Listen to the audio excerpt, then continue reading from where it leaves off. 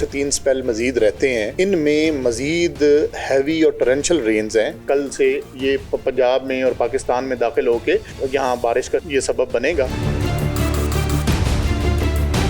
जो हमारे डैम्स हैं उनकी क्या सूरत है? इंडस में ये हमें गुड्डू और सखर के मुकाम पे ये मीडियम शो हो रहा है।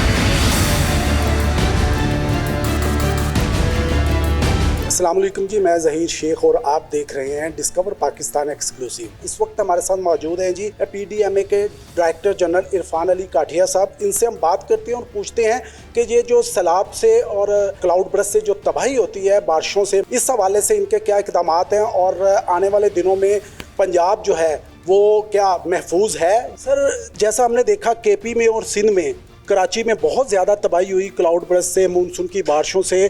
क्या आप समझते हैं कि उनके इक़दामात नहीं थे ऐसे बेहतरीन जिनकी वजह से ये नुकसान हुआ, या आप समझते हैं ये कुदरती आफात हैं और कभी भी किसी वक्त भी चाहे जितने मर्जी आप इक़दामात कर लें ये नुकसान हो के रहता है? इस बारे में ज़रा तफसील से हम बताइए। इस साल ओवरऑल आपने देखा कि जब मानसून एक तो हमारा एक हफ़्ता पहले स्टार्ट हुआ, 25 जून से बारिशें पाकिस्तान में स्टार्ट हुई। 25 जून को पहला जब स्पेल स्टार्ट हुआ तो उसके बाद पे दर पे अब हम कल से 8वें स्पेल में जा रहे हैं।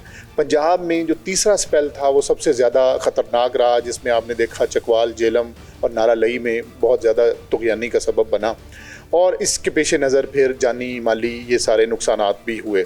और आपने देखा ये क्लाइमेट चेंज का सबब ही था कि बुनेर और जो खैबर पख्तूनख्वा के अज़ला में ये एक फ़िनोमेना हुआ, एक यूनिक मेट्रोलॉजिकल फिनोमेना है कि जिसमें बहुत थोड़े वक्त में बहुत ज़्यादा बारिश, जिसके लिए आपके इंतज़ामात, उसके लिए आपको लॉन्ग टर्म प्लानिंग की ज़रूरत है। अच्छा सर, ये बड़ी सोचने की बात है। हम देखते हैं कि हर साल हम ये ज़रूर कहते हैं कि हालात जो हैं पिछले साल की निस्बत अब बेहतर हैं, लेकिन अमली तौर पे जब बारिश होती है तो कलई खुल जाती है और पता चलता है जी कज़ाफ़ी स्टेडियम हो गया, नशेबी इलाके हो गए, ये बिल्कुल ज़ेरे आब आ गए। तो ये क्या वजह है? इस बार आप समझते हैं कि पिछले साल की निस्बत ऐसा कुछ नहीं होने वाला और हालात मामूल के मुताबिक रहेंगे?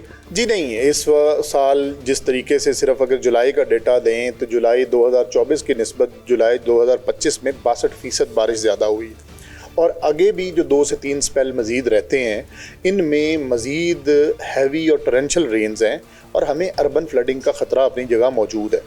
लेकिन अब ये है कि इस अर्बन फ्लडिंग से निपटने के लिए हमें शॉर्ट और लॉन्ग टर्म दोनों तरह की प्लानिंग करनी पड़ेगी। और जैसे मैं बता रहा था कि पंजाब में शॉर्ट टर्म मेजर के तौर पे चीफ मिनिस्टर पंजाब की डायरेक्शंस के ऊपर पूरे पंजाब में जितने भी स्टॉर्म वाटर ड्रेनेज सिस्टम था उसकी मल्टीपल साइकिल्स में उसकी सफाई की गई, उसकी डीसिल्टिंग की गई, और यही वजह है कि पंजाब में तमाम बड़ी बारिशों के बावजूद जो नुकसानात हम कंपैरेटिवली देखें तो बहुत कम हुए हैं। अच्छा सर, ये जो नाले हैं लाहौर में बहुत ज़्यादा आपको पता है नाले हैं, इनकी सफाई मुकम्मल तौर पे आप समझते हैं कि हो चुकी है और ये अब नुकसान नहीं करेंगे? जी, ये जो नालों की सफाई या डीसिल्टिंग जिसको हम कहते हैं, ये कोई वन टाइम जॉब नहीं है, ये कंटिन्यूस प्रोसेस है। और इस साल भी हमने चीफ मिनिस्टर पंजाब की स्पेशल डायरेक्शंस के ऊपर एक कंटिन्यूस प्रोसेस के तौर पे, कैंपेन के तौर पे इसको मल्टीपल साइकिल्स में साफ़ करवाया है।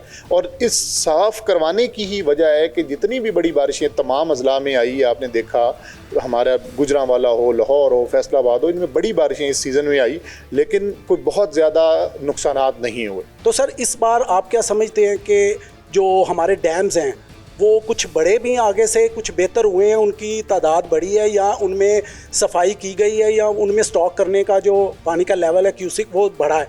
तो इस हवाले ज़रा ब्रीफ कीजिएगा कि इस वक्त जो हमारे डैम्स हैं उनकी क्या सूरत हाल है? जी, ये एक वो पहलू है कि जिसमें हम मेरा समझना है कि हमें अब इसमें एक इमरजेंसी बुनियादों पे जो वाटर रेजरवायर्स हैं वो ना सिर्फ मुल्की लेवल पे बल्कि प्रोविंशियल लेवल पे भी हमें उसकी तरफ जाना पड़ेगा। और ये ना सिर्फ हमारी ज़राअत के लिए बल्कि ओवरऑल नेशनल फूड सिक्योरिटी के लिए ये बहुत ज़रूरी है। और अभी भी आप देखें कि अल्हम्दुलिल्लाह ये बेहतर हुआ कि हमारा तरबेला डैम 100% कल का भर चुका हुआ है, लेकिन मंगला डैम में अभी तक तकरीबन 20 से 25-30% वो गुंजाइश मौजूद है। अच्छा सर, आपने बताया 8वां स्पेल शुरू होने लगा है, सर ये कितना ख़तरनाक होगा और इससे बचने के लिए क्या इक़दाम जो हैं वो आपने कर लिए अभी तक?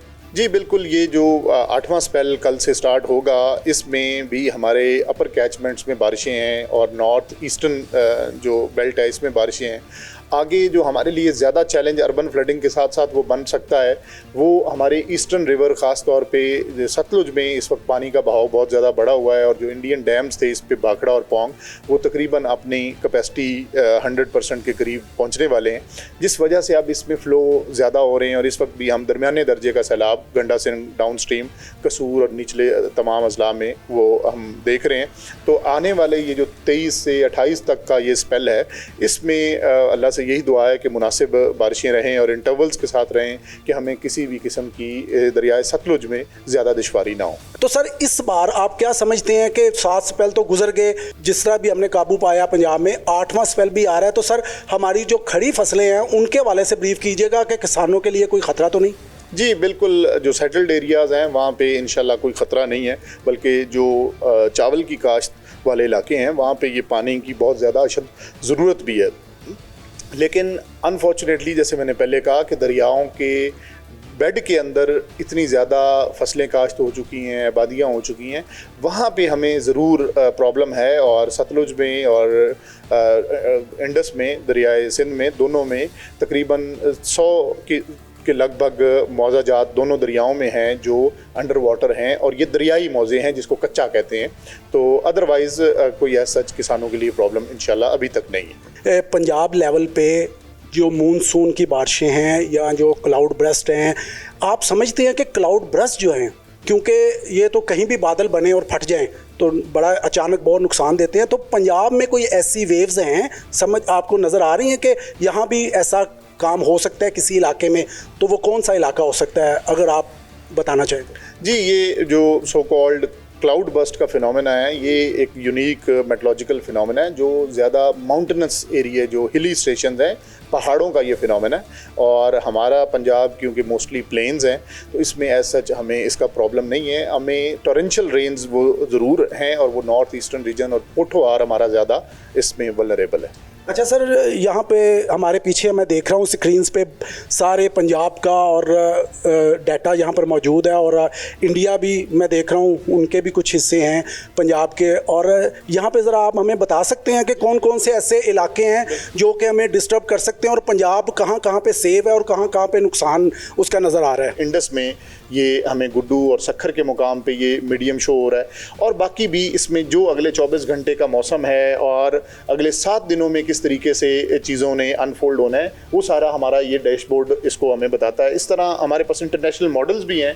कि ये मौसम सारे को हम वेरीफाई करते हैं। इन मॉडल्स के ऊपर अभी भी आप देखें तो ये इंडियन अपर कैचमेंट में और दिल्ली, बीकानेर, इधर किस तरीके से बारिशें हो रही हैं, और अगले कल से ये पंजाब में और पाकिस्तान में दाखिल हो के हमारा यहाँ बारिश का सिस्टम ये सबब बनेगा।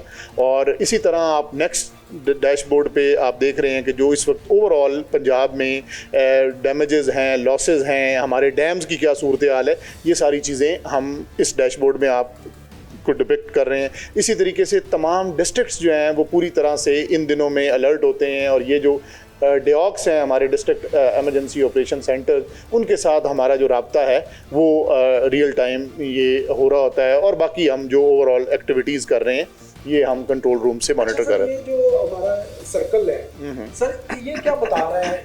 ये आप ये देखें ना, पूरा तकरीबन पंजाब और केपी के, और ये जा रहा है बगदाद और अफगानिस्तान। अच्छा, ये अब वेदर रडार्स हैं जो ओवरऑल सेंस कर रहे हैं डेटा को, और overall precipitation, humidity, air pressure, ये सारी चीज़ें हमारे इन डैशबोर्ड्स के साथ इंफॉर्मेशन रियल टाइम आ रही है। अच्छा सर, ये लास्ट में ये बताइएगा कि 8वां स्पेल है तो मूनसून का लास्ट आप समझते हैं कि इसके बाद भी कुछ स्पेल आने वाला है? जी बिल्कुल, सितंबर 15 तक वक्फे से लो टू मॉडरेट बारिश होती रहेगी, और उसके बाद फिर हालात जो हैं वो मूल पर होंगे, बारिशों की कमी होगी या बारिशें ख़त्म होगी? क्योंकि पिछले साल मैंने देखा बारिशें बहुत कम हुई, तो इस बार बारिशें बहुत ज़्यादा हुई हैं, तो अब ये सितंबर के बाद ख़त्म होता सिलसिला नज़र आ रहा है। 15 सितंबर के बाद एक दफ़ा मानसून सबसाइड हो जाता है और उसके बाद फिर विंटर की कंटीजेंसी पे काम शुरू हो जाता है। बिल्कुल जी, जैसा आपने सुना जी, इरफान अली काठिया साहब से हमारी गुफ्तगू हुई। उन्होंने मौसम के हवाले से हमें तफसीलन ब्रीफ किया, बताया कि पंजाब की सूरत हाल क्या है। यकीनन आप लोगों को इस बात का ख्याल रखना चाहिए कि मानसून की बारिशों में ख़ासकर ये जो मौसम है इसमें आप एहतियात करें और ज़्यादातर ये भी कोशिश करें कि आप जो शमाली इलाका जाते हैं उनका विज़िट जो है वो कम करें। जबकि बारिशें हों तो पानी में और बिजली के खंभों से दूर रहें। यकीनन जानें जो हैं वो बहुत कीमती हैं। और अपने होस्ट को इजाज़त दीजिए। अल्लाह हाफिज़।